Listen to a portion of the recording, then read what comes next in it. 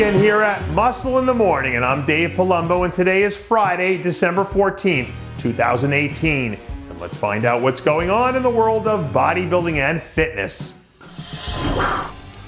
Back when he played for the Lakers, Shaquille O'Neal was quoted once as saying, "I got hurt on company time, I'll get fixed on company time."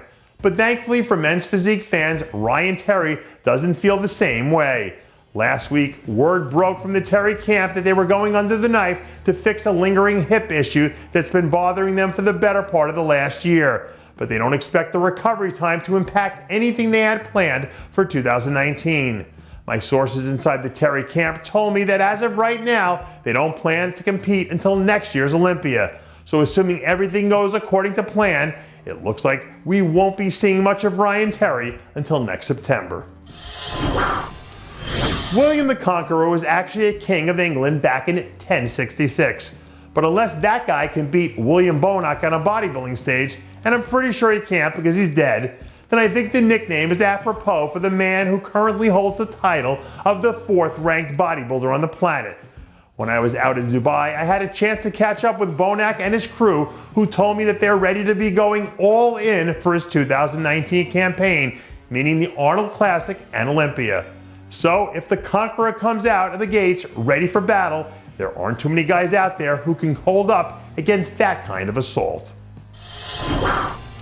Based on the way the Cowboys and Texans are playing right now, it seems like there must be some kind of positive juju going on down there in Texas. But if Steve Kuclo's got it going like this, I think even some of those dirty South defenses would have a problem trying to keep this monster under control. A few days ago, we saw the Kuclo camp drop a clip from a recent chest session where he catch the big man making 5 plates on the chest press look like light work. Like we saw all throughout the season, a healthy and focused Steve Kuclo can be an absolute beast for the competition to tackle. And as long as he can keep this rolling along, I expect to see him pick right back up where he left off come next season.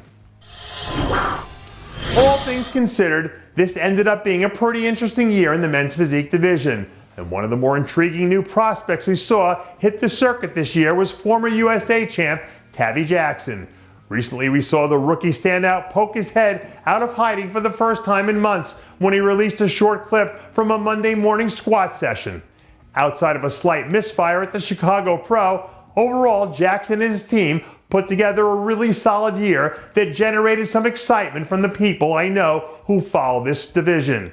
And once this kid adds a few more pounds of quality muscle and tightens things up on the conditioning side, he's someone I could see making a solid Olympia run at some point next season.